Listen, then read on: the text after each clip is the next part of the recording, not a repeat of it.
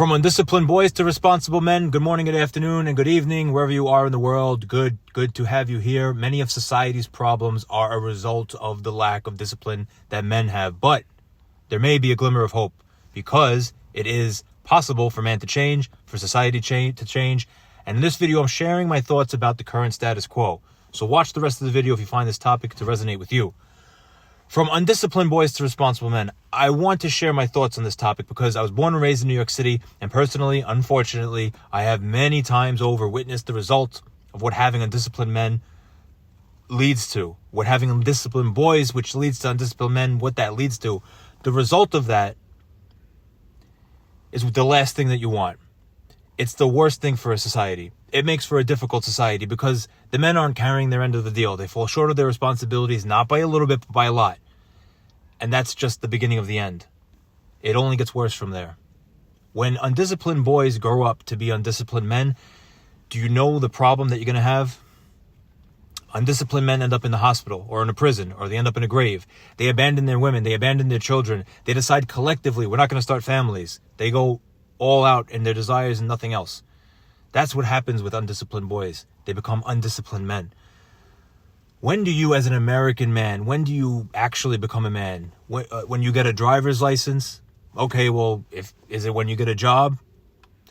When do you actually become a man? This whole system has been messed up for years, and the reality is that you become a man when you become responsible for others, for other people. When you start having accountability, starting with yourself, and then a part of that, you start looking after other people. I grew up in a culture that told me that going to war makes you a man. Going to prison and coming back made you a man. Or making $1 million makes you a man. But none of that does. Every single one of us needs to start taking accountability and showing up for the people around us. Showing up for the society that we live in and showing up for ourselves. At the end of the day, you owe it to yourself and your future self. And if you disagree with that, you have a problem. You are the problem. And you've then made it a societal problem because we have to pick up the slack, or the rest of the people have to pick up the slack. Because when someone doesn't carry the weight of their end of the deal, the other people have to pick up the slack. The other people have to work harder and get tired quicker. And we're all in this together. So we need to start taking accountability and showing up for the people around us, showing up for the society that we live in, showing up for ourselves and our future selves. And yes,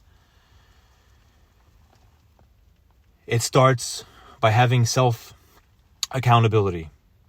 If you find opposition to this, congratulations. You are the problem. You're like many others. But guess what? This doesn't change anything.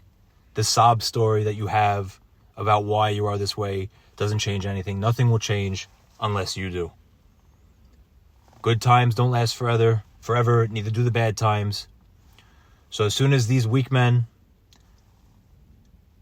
start making better decisions, the hard times that they created are going to lead to stronger men. So it's, at the end of the day, not all reliant upon you. But the problem is that you are the cause of most of the problems. So, you have a decision to make, and you have to ask yourself what you're going to do. Because at the end of the day, you're going to be asked about what you did in this life by your Creator. And life is short, and the clock is ticking.